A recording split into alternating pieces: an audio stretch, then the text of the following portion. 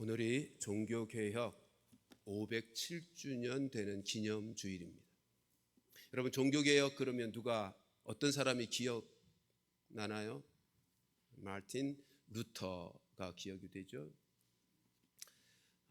1517년 10월 31일 마틴 루터는 당시 캐토릭 교회의 부패 그리고 잘못된 여러 가지 것들을 반박하고 토론하기 위해서 99개의 항목의 반박문을, 토론 주제를 이렇게 써서 비텐베르그 성당 정문에 붙였습니다. 그것으로 종교개혁이 시작이 된 것입니다.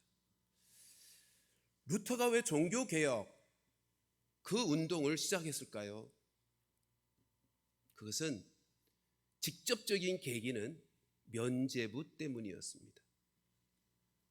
당시 로마 캐토릭 교회는 베드로 성당, 바티칸에 있는 베드로 성당을 옛날부터 계속 지었다가 또 확장하고 보수하고 그러다가 또 새롭게 짓고 하는 그 작업을 계속하면서 웅장하게 새롭게 베드로 성당을 짓기 위해 자금이 필요했어요. 여기저기서 자금을 다 끌어다가 모아 해보았지만 모자라서 결국 새로운 방법을 하나 찾아낸 거예요. 그게 뭐냐 하면 연옥신학이라고 하는 것을 만들어서 면죄부를 사면 연옥에서 천국으로 바로 갈 수 있다 라고 하는, 면죄부라고 하는 그 이름에서 알려는 것처럼 죄를 면해준다. 이 면죄부라고는 종이로 만든 증서 하나를 돈으로 사면 죄가 면해져서 연옥에서 천국으로 갈 수 있다라고 주장하며 면죄부를 팔았어요. 그러니까 면죄부를 팔므로 자금을 엄청나게 끌어모았습니다. 그것으로 베드로 성당을 짓게 되는 것입니다. 그들은 이렇게 가르쳤습니다. 이 땅에서 죄 짓고만 살다가 모든 인생들이 다 지옥 간다. 근데 죄 하나도 안 짓고 사는 성자는 바로 천국 간다. 근데 평범하게 예수는 믿었지만 죄를 여전히 짓고 살아가던 모든 사람들은 다 연옥을 간다. 연옥을 가서는 자기가 이 세상 살면서 지은 죄를 불로 씻어내는 그 과정을 겪게 될 거다. 그런데 그 연옥에 있는 죄를 불로 씻어내는 그 사람들이 죄를 면하게 하는 면죄부를 사면 연옥에서 불로 씻어내는 그 고통을 겪지 않고 바로 천국으로 간다는 거예요. 그러니까 한번 생각해 보세요. 면죄부만 사면 죄 문제 해결되어 천국으로 직행한다는데 안 살 사람이 누가 있겠어요?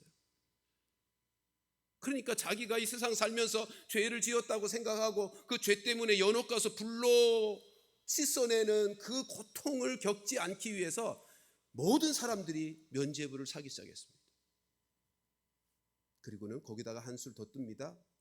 지금 현재 연옥에서 지은 죄 때문에 불로 씻어내는 고통을 겪고 있는 조상들과 가족들이 있다면 여기서 그 자손들이, 가족들이 면죄부를 사주면 역시 그 조상들도 천국으로 직행할 수 있다고 가르치는 겁니다. 여러분, 이 이야기, 연옥에서 불로 죄를 씻어내는 과정이 얼마나 고통스러운지를 막 설명하고 설교하는 부흥사들이 그때 많이 다녔어요. 그러면서 면죄부 판매하는 거예요. 이런 면죄부 사건 때문에 루터는 종교개혁을, 이 반박문을 쓸 수밖에 없었던 거죠. 여러분, 종이 쪽지에 쓰여진 면죄부로 죄 문제를 해결할 수 있다는 게 이거 사기 아닙니까? 근데 그 당시는 이와 같은 사기치는 일이 교회 이름으로 아주 당당하게 버젓이 행해지고 있었던 것입니다. 왜 이런 일이 벌어졌을까요? 왜 이런 지경까지 갔을까요? 이유는 딱 한 가지. 성경이 없었어요. 교황청에서 어떤 결정까지 했냐면요, 이전에 성도들은 성경을 가지면 안 된다라고 결정까지 합니다. 그리고 실제로 성경은 라틴어 성경밖에 없었기 때문에 성도들이, 평신도들이 성경을 읽을 수도 없었어요. 그러니까 성경을 읽을 수도 없고 성경 자체도 없고, 그러니 말씀이 없는 무지한 시대, 영적 암흑 시대를 보내었기 때문에 이런 일들이, 이런 미신적이고 거짓된 일들이 만연할 수 있었던 것입니다. 그런데요, 그런 시대에 루터는요 법학을 전공하여 법학 교수가 되려고 준비하던 사람입니다.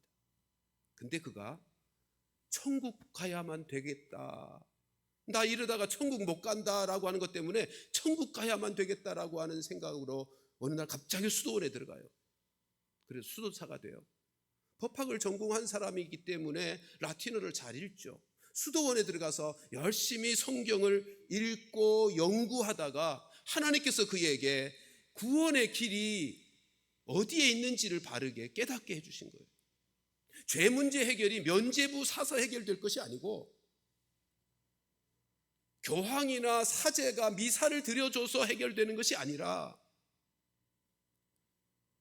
복음으로 된다는 사실을, 예수 그리스도께서 죄사함의 십자가 피 흘려 허락하신 대속에 대신하여 죄값을 치르신 그 은혜로 말미암아 된다는 사실을 하나님께서 성령으로 루터에게 깨닫게 해 주신 것입니다. 그러니까 캐톨릭 교회가요, 그 당시에는 뭐 장로교, 감리교, 순복음 뭐 이런 교회들이, 여러 교파의 교회들이 있었던 게 아니고 캐톨릭이라는 교회 하나밖에 없었거든요, 세계적으로. 근데 그 교회가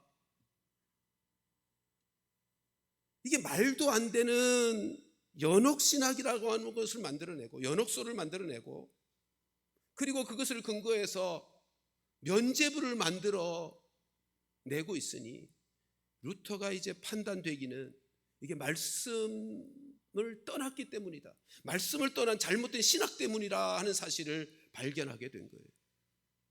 그래서 루터는 말씀으로 돌아가야 한다, 말씀으로 다시 돌아가야 한다라고 하는 말씀 중심의 바른 신학을 세워 나아가기를 힘쓰게 된 것입니다.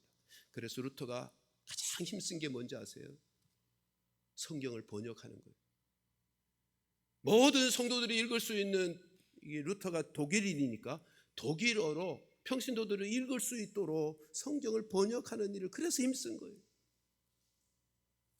여러분, 성령의 깨닫게 하심으로 말씀을 통해서 구원의 길이 어디에 있는지를 깨달은 루터가 이제는 그 거짓되고 미신적인 구원의 방법을 가르치고 면죄부로 죄 문제 해결할 수 있다고 하는 캐톨릭 교회를 떠나서 이제는 말씀 중심의 새로운 교회를 세운 것이 오늘의 개신교인 것입니다.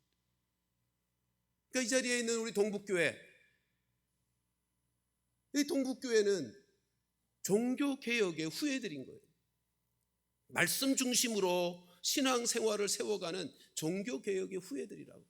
거기다가 우리 동북교회는요, 그 어느 교단들보다 개혁주의, 말씀으로 돌아가서 말씀 중심으로만 우리의 신앙생활을 이루어야 한다라고 하는 개혁주의를 가장 큰 가치로 여기는 합신교단에 속해 있다고 하는 것이 참 얼마나 감사한 일인지 모릅니다. 꼭 기억하십시오. 종교개혁은 다른 것이 아닙니다. 종교개혁이라고 할 때 이 개혁이요, 또 새로운 사상이나 새로운 그 어떤 것을 추구하자는 게 아니고 말씀으로, 원래 하나님이 우리에게 주신 말씀으로 돌아가자는, 말씀 중심으로 회복하자는 운동이 개혁의 운동인 것입니다. 그렇기 때문에 오늘날 또다시 말씀을 떠나고 말씀과 상관없이 이상한 신학을 만들어내고 말씀의 절대 무호성을, 절대 권위를 인정하지 않으며 자기 마음대로 이상한 신학을 만들어내고 말씀을 떠나 살고 있는 오늘의 시대에도 이 종교개혁은 계속 이루어져야 하는 것입니다. 507년 전 루터가 이렇게 죄 문제 해결하여 구원받는 길이 면죄부로가 아니고 참된 구원의 길은 이것이다라고 깨닫게 해주신 말씀이 오늘 읽은 로마서 1장 16절 17절 말씀입니다. 우리 16절 말씀 같이 한번 읽어보십시다. 시작. 내가 복음을 부끄러워하지 아니하노니 이 복음은 모든 믿는 자에게 구원을 주시는 하나님의 능력이 됨이라. 먼저는 유대인에게요 그리고 헬라인에게로다. 아멘. 여러분, 우리에게 구원을 주시는 것은요 면죄부가 아니고 이 복음이요, 이 성경 복음의 말씀이 우리에게 구원을 주시는 하나님의 능력인 것이에요. 사도 바울이 이렇게 말하죠. 나는 복음을 부끄러워하지 아니한다.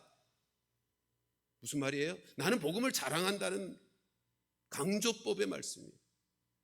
바울이 복음을 자랑하는, 부끄러워하지 아니하고 자랑하는 이유가 뭐라고요? 죄로 말미암아 영혼이 죽어 있었던 인생들, 하나님께로 인도하여 살려내는 그 영혼을 살려내고 구원받게 하는 그 능력, 그 놀라운 능력이 복음 안에 있기 때문인 것입니다. 그런데요, 꼭 기억하십시다. 이 복음은 구원하는, 사람의 영혼을 살려내어 구원하는 능력이 분명히 있음에도 불구하고 들려져야만 그 능력이 나타나는 것 아닙니까? 들려져야. 그래서 우리는 11월 17일 전도 축제를 통해서 복음을 듣도록 이곳으로 우리의 사랑하는 이들을 모셔오자고 하는 것입니다. 우리 하나님은 모든 사람이 구원받고 진리에 이르기를 원하신다고 디모데전서 2장 4절에 말씀하고 있어요. 그러므로 우리가 해야 할 일은 이것으로 복음을 듣도록 모시고 오는 일이에요. 모시고 오는 일이에요. 여러분, 꼭 이번에 11월 17일 저들이 복음 듣고 그 복음이 주는 바 능력, 놀라운 능력, 구원하시는, 죽은 영혼을 살려내시어 구원하시는 하나님의 능력의 열매들이 맺혀진 은혜가 있기를 주님의 이름으로 축원합니다. 여러분, 복음의 능력, 우리에게, 루터에게 알게 하셔서 종교개혁을 일으켰고 그 능력으로 우리를 살려내신 이 말씀 다시 한번 16절과 17절 이어서 같이 한번 읽어보십시다. 시작. 내가 복음을 부끄러워하지 아니하노니 이 복음은 모든 믿는 자에게 구원을 주시는 하나님의 능력이 됨이라. 먼저는 유대인에게요 그리고 헬라인에게로다. 복음에는 하나님의 의가 나타나서 믿음으로 믿음에 이르게 하나니 기록된 바 오직 의인은 믿음으로 말미암아 살리라 함과 같으니라. 아멘. 모든 믿는 자에게 구원을 주시는 이 놀라운 능력의 복음, 이 복음에 17절 무엇이 나타났다고요? 하나님의 의. 모든 믿는 자에게 구원을 주시는 이 놀라운 능력의 복음에는요 어떻게 구원을 주시는 능력이 나타났는가 하면 복음에 하나님의 의가 나타났기 때문인 거예요. 복음에는 하나님의 의가 나타났기 때문에. 그러면 여기서 하나님의 의가 뭘까요? 복음에 나타난 하나님의 의가 뭘까요? 여러분, 여기에 하나님의 의는요 하나님이 가지고 있는 하나님 자신의 의를 말하는 게 아닙니다. 혹은 하나님 앞에서 심판받게 되어지는 기준이 되는 하나님의 의를 말하는 게 아니란 말이에요. 여기서 하나님의 의는요, 복음에 나타난 하나님의 의는요, 표현 그대로 예수 그리스도의 십자가의 대속으로 말미암아 죄인인데 의롭다 여김을 받게 하는 의를 하나님의 의라고 여기서 말씀하는 거예요. 다시 말씀드립니다. 여기서 복음에 나타난 하나님의 의란 예수 그리스도의 대속의 은혜, 우리의 죄를 대신하여 십자가에서 피 흘려 주심으로 죄인이지만 그것을 믿는 자에게 죄인이 아니라 이제 의롭다고 여겨주시게 하는 의, 그게 본문에서 말씀하는 하나님의 의예요. 로마서 3장 21절 말씀 보실까요? 같이 읽습니다. 시작. 이제는 율법 외에 하나님의 한 의가 나타났으니 율법과 선지자들에게 증거를 받은 것이다. 여러분, 하나님의 한 의, 아까 로마서 1장 17절에서 말씀한 하나님의 한 의가 율법 외에 하나님의 한 의예요. 이게 나타났어요. 근데 언제부터 증거되어진 거라고요? 율법과 선지자들에게서, 구약 때부터. 그러니까 하나님은 율법으로 말미암는 하나님의 의가 있고요, 또 한 가지 하나님의 의가 있는데 율법 외에 하나님이 이루어 주신 바 한 의가 있단 말이에요. 구약 성경에서부터 계속 예언되어 왔어요. 증거되어 왔어요. 야, 그러면 왜 예수님을 통해서 하나님의 또 다른 한 의를 만들어냈을까요? 이유는 분명하죠. 율법으로 말미암아 하나님의 의를 만족시킬 사람이 이 세상에 아무도 없기 때문에. 이 세상에 아담의 후손으로 태어난 모든 인간들 중에 율법의 요구를 다 만족시켜서 하나님의 의를 이룰 사람이 이 세상에 아무도 없단 말이죠. 그러니까 하나님이 또 다른 한 의를 만들어내신 거예요. 예수 그리스도로 말미암아 죄 용서해 주시는, 대신하여 죄를 용서해 주시고 죄인인데 의롭다고 여겨주시는 바 하나님의 율법 외에 또 다른 한 의를 하나님께서 만들어 주신 것입니다. 여러분, 하나님을 아무리 잘 믿어도요, 우리는 여전히 죄성을 가지고 있어서, 죄의 본성을 가지고 있어서 죽을 때까지 죄를 지으며 살 수밖에 없는 연약한 인생들이. 그러니까 율법으로는 아무도 하나님 앞에서 의롭다고 여김을 받을 수 있는 사람이 한 사람도 없는 거예요. 그러니까 죄를 미워하시는 하나님 앞에 나아갈 수 있는 인생이 아무도 없는 거죠. 그런데 하나님은 구약 때부터 예언하시고 누구를요? 구원자 예수님이요. 왜 그분이 구원자예요? 우리의 죄를 대신하여 죄값을 다 지불해 주시니까 구원자이죠.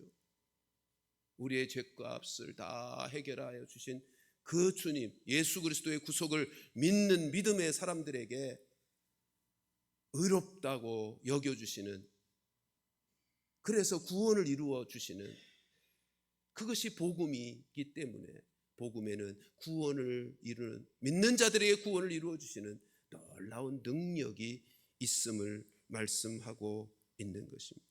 이것이 복음에 나타난 하나님의 의입니다.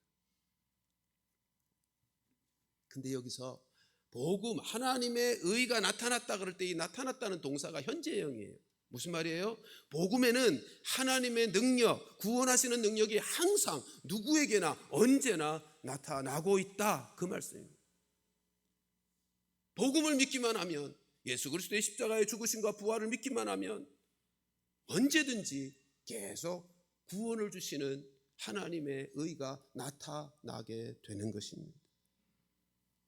여러분, 루터가요, 이 진리, 이 복음을 제대로 깨닫기 전에는 하나님의 의라고 하는 단어를 생각할 때마다 두려워했어요.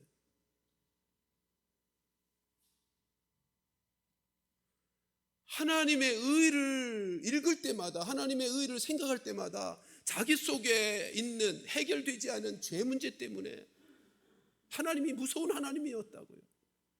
하나님의 의를 생각하니까 하나님의 공의, 심판하시는 하나님, 그래서 하나님이 두렵기만 한 거예요. 그리고 그것 때문에 자기는 천국에 갈 수 없다는 두려움을 늘 가지고 있었어요. 율법을 아무리, 아까 말씀드린 것처럼 법학을 공부하다가요, 어느 날 갑자기 나 이렇게 살다가 지옥까지, 그래서 천국 가려고 수도원으로 뛰어 들어갔어요. 수도원에 들어가서 그의 고백입니다. 누구보다도 가장 많이 선행과 고행과 묵상과 경건에 힘썼다는 거예요. 왜요? 자기 속에 있는 죄의 모습 때문에 지옥에 갈까 봐. 지옥에 가는 것이 너무 두려워서 그 수도원에 있는 누구보다도 최선을 다해서 고행했어요. 어느 때는요, 성전의 계단을 무릎으로 끌고 올라갑니다. 고행을 합니다. 그런데도 자기 안에 있는 죄의 문제가 해결이 안 되더라는 거예요. 그것 때문에요, 지옥을 경험함. 스스로 고백하기를 나는 지옥에 갈까 봐 두려워했고 언제나 지옥을 경험하며 살고 있었다, 그렇게 말합니다. 그러던 루터가 오늘 본문 로마서 1장 16절 17절과 로마서 3장 21절의 말씀을 통해서 구원받는 길이, 의롭게 되는 길이 면죄부나 고행이나 선행을 통해서가 아니라 하나님이 율법에 마련하신 또 다른 한 의, 복음으로 말미암는 의, 이것으로 되는 것인 것을 깨닫고 나서요, 자신의 신앙을 개혁하게 된 것입니다. 여러분, 루터만이 아니죠. 이 말씀을 제대로 깨달아야 우리도 개혁의 삶을 제대로 살 수 있는 것이니 이게 얼마나 중요한 말씀인지 모릅니다. 다시 말씀드립니다. 다시 질문하겠습니다. 여러분, 오늘 본문에 복음에 나타난 하나님의 의라고 할 때 이 하나님의 의가 무엇이라고요? 네? 복음에 나타난 하나님의 의, 이걸 깨달아야 우리는 구원받는 길을 제대로 깨달은 것이고 개혁의 삶을 제대로 살 수 있는 거예요. 뭐라고요? 하나님의 의가 하나님이 가지고 계신 공의로움의 속성의 그 의가 아니고 예수 그리스도로 말미암아 우리의 모든 죄를 십자가에서 다 해결해 주신 것, 그걸 믿음으로 의롭다함을 받게 되는 하나님의 의, 그게 오늘 본문에서 말씀하는 복음에 나타난 하나님의 의인 것입니다. 루터가요, 이거 깨닫고 나서 그동안 자기를 힘들게 하고 고통스럽게 하고 두렵게 하고 자기의 심령을 얽매여 있던 영적 얽매임에서 자유함을 얻습니다. 두렵게 하던 정죄감에서 자유함을, 영적 자유를 얻어요. 이거 깨닫고 나서요, 루터가 자기 고백입니다. 춤을 추면서 고백합니다. 그의 고백 한 구절을 하나 볼까요? 같이 읽어보십시다. 시작. 나는 완전히 다시 태어나서 활짝 열린 대문들을 통해 낙원에 들어간 기분이었다. 죄책감으로부터 완전한 자유를 얻습니다. 그러니까 내가 스스로 의롭게 되어지는 선행을 통해서, 경건을 통해서, 훈련을 통해서, 고행을 통해서 내 스스로의 힘으로 선행과 불행, 그래서 의롭게 되는 것이 아니고 하나님이 요구하는 의가 그렇게 내가 해서 능동적으로 움직여서 되는 의가 아니고 예수 그리스도께서 친히 십자가에서 대속하여 주신 바 그것을 믿는 수동적인 의로 하나님의 구원을 얻게 된다라고 하는 사실을 깨닫고 나서 루터가 춤을 춰요. 그런데요, 루터가 이 진리, 이 복음, 다시 말하면 죄인이 의인이 되는 길이 오직 은혜로 된다, 오직 믿음으로 된다 라고 하는 이 진리를 우리에게 알려주시기 위해서 사용한 루터의 이야기 하나가 있습니다. 그 이야기가 왕과 창녀의 결혼 이야기입니다.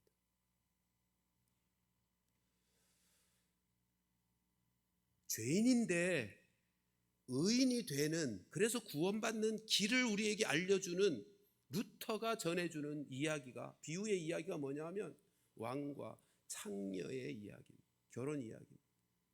왕이 어느 날 아무 조건 없이 창녀를 사랑해서 결혼합니다.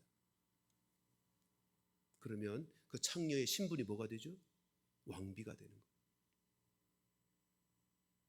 그 창녀가 자기의 행실이 달라졌기 때문에, 그 창녀의 행실이 품위가 있어졌기 때문에 왕비가 된 게 아니고, 왕의 조건 없이 사랑하며 결혼하는 순간 신분이 바뀌는 거예요. 지위가 바뀌는 거예요. 우리의 신분과 지위도 그와 같다는 거예요. 우리가 예수를 믿는 순간, 예수님의 대속의 은혜로 말미암아 죄 용서받은 의인, 죄인인데 신분이 의인이 된다는 거예요. 예수를 믿어서 구원받은 자, 그래서 믿는 순간 신분이 바뀌는 거예요. 그러니까 결혼하여 서약을 하는 순간 창녀였지만 왕비가 되는 것처럼, 우리가 예수님을 믿는다고 고백하는 순간 신분이, 지위가 바뀌는 거예요. 성도로, 의인으로. 우리가 의롭게 살아서, 거룩하게 살아서 성도라는 이름을 갖게 되는 게 아니고, 예수님을 믿는 믿음의 순간, 예수님과 결혼한 신부가 되기 때문에 우리는 성도라는 신분과 지위를 얻게 되는 것입니다. 이게 지금 루터가 깨닫게 된, 그리스도 안에서 의롭게 되는 진리입니다. 그래서 오늘 본문의 17절 끝에 하반절을 보면 뭐라 그러죠? 오직 의인은 믿음으로 말미암아 살리라. 오직 의인은 믿음으로 말미암아 살리라. 무슨 말이에요? 이 믿음이요, 어떤 믿음? 예수님이 나의 죄를 대속하여 십자가에서 피 흘려 죽으심으로 나는 죄인이지만 여전히 의인이다, 의인이 되었다, 신분상, 지위상 의인이, 성도가 되었다라고 하는 것을 믿는 믿음으로 말미암아 사는 것입니다. 그런데 기억하십시다. 왕후가 된 이유가, 신분이 왕후가 된 것이, 왕비가 된 것이 왕과 결혼했기 때문이잖아요. 왕비가 되는 순간부터 이 여인이 왕비답게 행동할까요? 그러지 못하죠. 지난날 살아왔던 삶의 습관과 삶의 모습이 있는데, 그러니까 왕비가 되었다고 해서 언제나 왕비답게 사는 것은 아니다라고 하는 것이에요. 이 비유, 이 이야기 속에 담겨인 진리 중에 하나가 그것이에요. 다시 말하면 우리가 예수를 믿어서 성도라고 하는 새로운 이름과 지위를 얻지만 성도답게 사느냐? 예? 그러지 못할 수 있다는 거죠. 성도답지 못하게 여전히 죄도 짓고 넘어지고 방황하고. 그러나 꼭 기억하십시다. 신분이 바뀌었다는 것하고 신분에 걸맞게 되었다고 하는 것은 다른 얘기란 말이에요. 다른 문제란 말이에요. 이걸 구분하셔야 우리의 신앙생활하는데 절망감에 빠지지 않아요. 우리가 예수를 믿어서, 어떤 예수님이요? 나의 죄를 대속하여 주신, 십자가에서 피 흘려 죄 문제 해결해 주신 그 예수님 믿으면 신분이 바뀌어요. 그날로, 그 순간에 성도라, 의인이라 칭함을 받아요. 그러나 수준은 아니잖아요. 여전히 죄인이에요. 죄를 지으며 살아요. 여전히 옛날 습관 버리지 못한 상태에서 살아요. 그것을 우리에게 분명하게 증거해 주는 성경 구절이 에베소서 2장 8절 9절 아닙니까? 같이 한번 읽습니다. 시작. 너희는 그 은혜에 의하여 믿음으로 말미암아 구원을 받았으니 이것은 너희에게서 난 것이 아니요 하나님의 선물이라. 행위에서 난 것이 아니니 이는 누구든지 자랑하지 못하게 함이라. 우리의 행위로 행위와는 상관이 없어요. 우리의 행위와는 상관이 없어요. 구원받는 것은 선물로 받은 거예요. 은혜로 말미암아 믿음으로 주어진 것이 구원이라고요. 근데 이제 세 번째로 가십시다. 근데 이 믿음에 대해서 오해는 하지 마셔야 됩니다. 여러분, 의인을 오직 믿음으로 말미암아 살리라고 할 때 이 믿음이요, 예수님의 대속에 대한 믿음, 나의 죄를 대신하여 십자가에서 피 흘려 죽으셨습니다, 내가 그거 믿습니다, 그래서 나는 이제 의롭게 되었습니다 라고 하는 이 믿음은요, 이후로 선을 적극적으로 행하게 만드는 믿음이라는 것입니다. 오해는 마셔야 됩니다.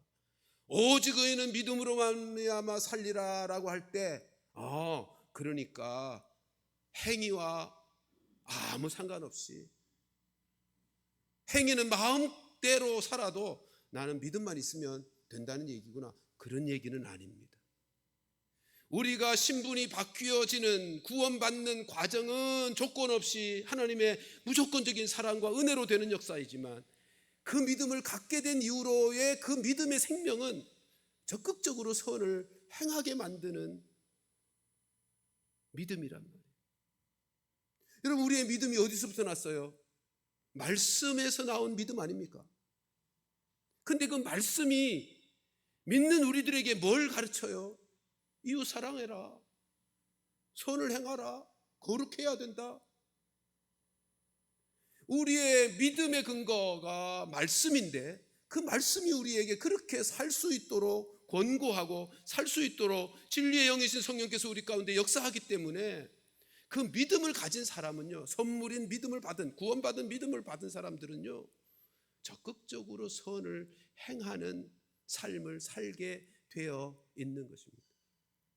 왕과 창녀의 결혼 이야기로 다시 돌아가 보십시다. 여러분, 아무 조건 없이 왕이 사랑해서 왕의 신부가 되어 왕비가 됐습니다. 그러나 항상 왕비답게 품위 있게 살지 못하죠. 그러나 기억하십시다. 자기 신분이 왕비가 되었다라고 하는 사실을 인식하는 사람은요,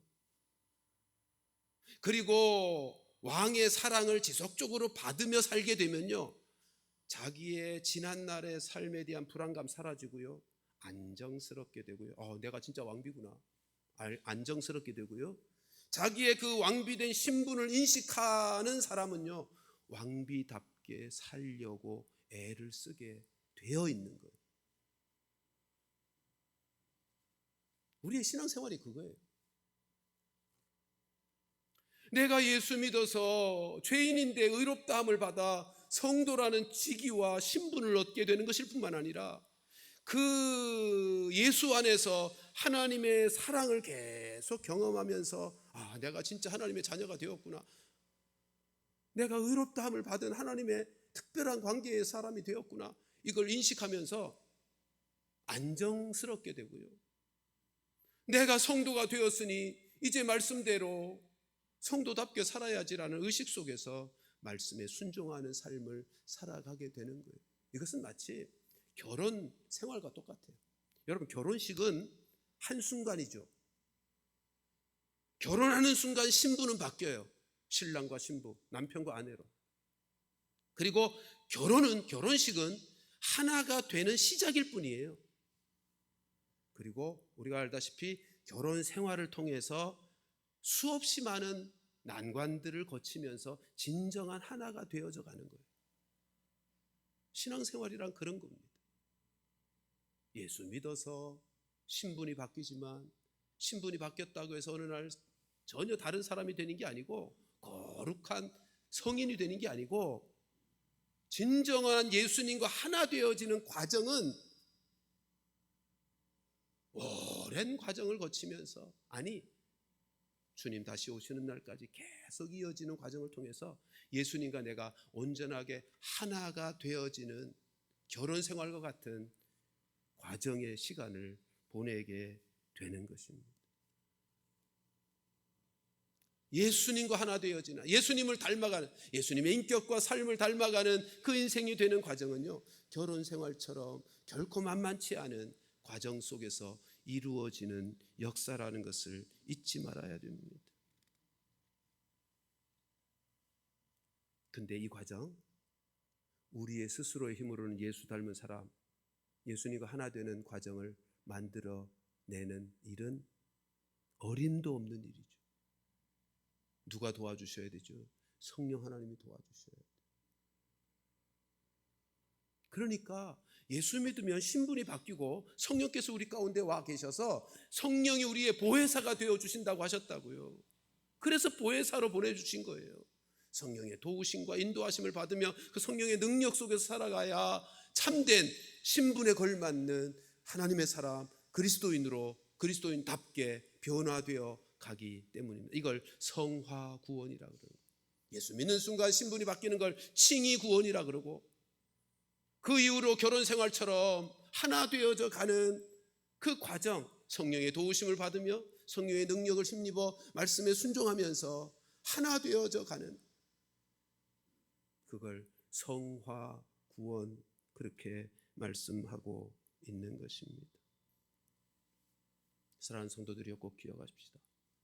그러므로 늘 성령님만이 나를 변화된 성도답게 살아가도록 도와주시는 분이신 것을 꼭 기억하고 매일매일 성령의 인도하심 받으며 성령의 능력을 힘입어서 삶 속에서 이루어지는 모든 영적 전쟁의 승리자로, 그래서 예수님과 하나 되어진 예수 닮은 인격과 삶의 사람으로 변화되어져 가는 온전한 성화의 구원의 은혜, 우리 모두가 누리며 살아가게 되기를 주님의 이름으로 축원합니다. 이것이 루터가 깨닫게 된 의인은 오직 믿음으로만 살리라 하신 말씀의 의미입니다. 말씀을 정리하겠습니다.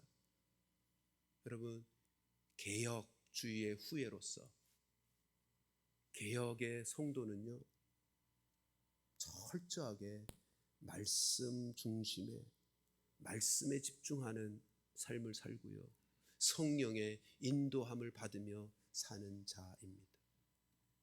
성령의 인도하심을 받으면 성령 안에서 말씀에 붙들리고 그 말씀에 순종하며 살아가는 사람이 진정한 개혁주의의 성도인 거예요. 그러므로 꼭 성령의 인도하심 속에 말씀에 순종하는 삶을 살기를 우리가 힘써야 될 것이고, 두 번째, 진정한 개혁의 성도는요, 우리 자신만이 말씀으로 돌아가서 진정한 구원의 은혜를 누리며 사는 것이 아니라